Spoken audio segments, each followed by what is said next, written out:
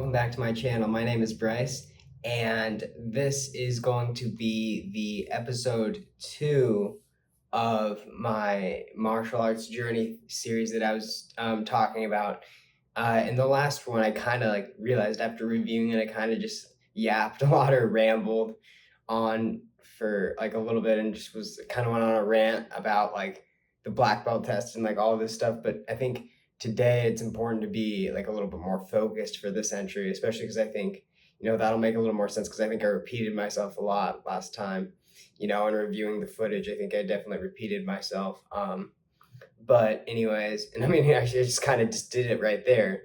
And so, as I was saying though, today I want to talk about things such as the ranking system or the belt system in my martial arts, just to give you all an insight into that. And then I also want to talk about, since those aren't very, as I was talking about the black belt test, there's certain things I can't talk about. Since these ones are a little bit more open, I can probably talk about them. Since we call these the color belt test is what they're called, because before black belt, it's all color belts. And so now I'm just going to actually dive right into it right here. And so I'll put right here in this part of the video, there's going to be the little chart or the little case of all my belts is going to be right here in the video. And basically what it is so there are multiple ranks you have to go up to get to your black belt. And so what those are is, so you start out as your white belt, then you go white belt, yellow stripe, yellow belt, blue stripe, blue belt, purple stripe, purple belt, brown stripe, and then brown belt, and then brown belt, black stripe. And then once you have that, you are at the brown belt, black stripe level.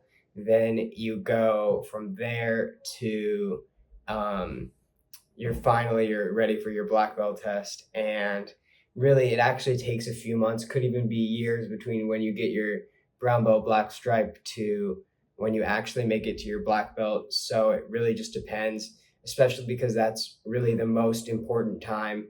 I think, yes, there's growth over the years from when you're training, going between all the different belts and ranks. But really when it comes down to it and being super important in terms of what it takes to become a black belt is really when everything kicks in. Is probably, maybe a little bit before the brown belt, black stripe, but somewhat around that time is when things start to get really serious in terms of making it to the black belt. And along the way, a lot of my people who were training with me quit, and very few of us made it. And because it's the very difficult part, because everything has to be perfect or to the best that we can be. So again, as I'm saying, you might get your brown belt, black stripe 1 year, but then it might take a year or two before you actually get your black belt, because you have to be recommended for the test.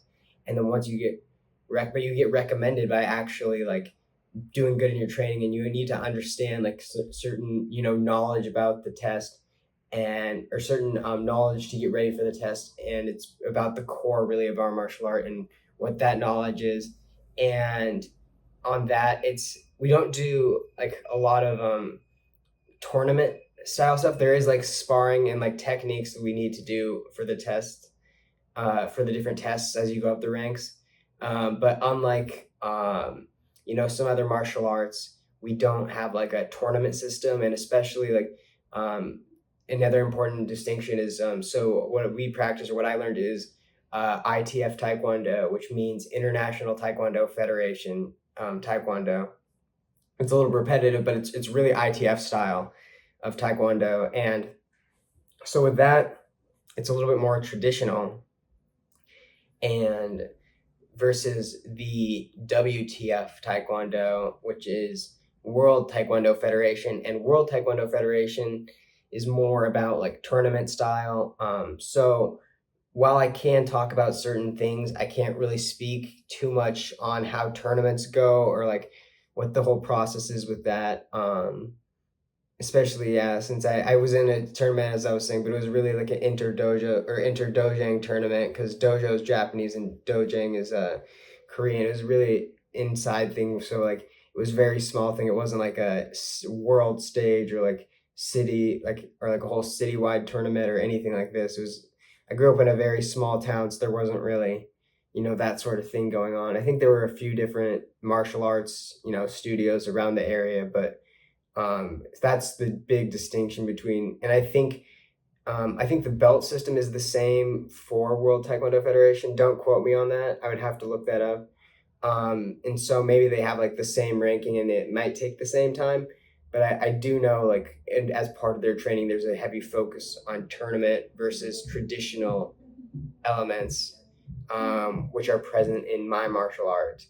And, you know, and so by what do I mean by traditional? Traditional is a lot about like functional movement and like, stretching and like learning the different techniques versus, going just for points. And then this isn't a dig on World Taekwondo Federation by saying just going for points, because, they have valuable parts of their martial art too.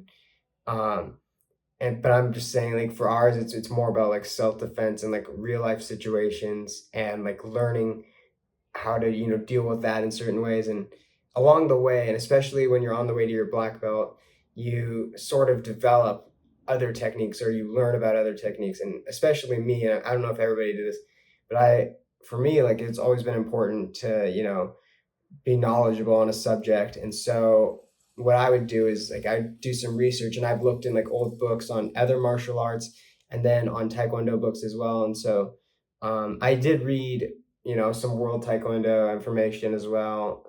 It was very interesting. But I will say, like, an important thing for me, or one of my most important aspects of like training for the black belt, was really the knowledge section, because it's something I really enjoyed diving into, because there's a lot of culture and history behind martial arts, and well, Taekwondo, but then also martial arts in general. And it's just interesting to sort of explore, what that is and how far back everything goes. And especially like it, like, really becoming a black belt and along the path, at least I did. I don't know if everybody else did this, but I sort of just started to fall in love with martial arts like a lot, and which is why it seems like I'm so obsessed about it. Like, on this channel, when I do my black belt really reacts and everything like that, it's really because along the journey you grow and you learn about different aspects, and maybe other people don't become obsessed with it or don't fall in love with it as much. But for me, that's what I did, and especially training up to my black belt. But anyways, yeah, so this was the quick lesson on the belt system and sort of the requirements around that, and a brief history about what my Taekwondo is and why it differs from World Taekwondo Federation, international versus world. And so yeah, so thank you so much for joining me today. And again, this was lesson 2 of the series, and I hope to have a few more videos out soon. But yes, thank you so much. Have a great day. Please like, share, and subscribe. I'll see you later.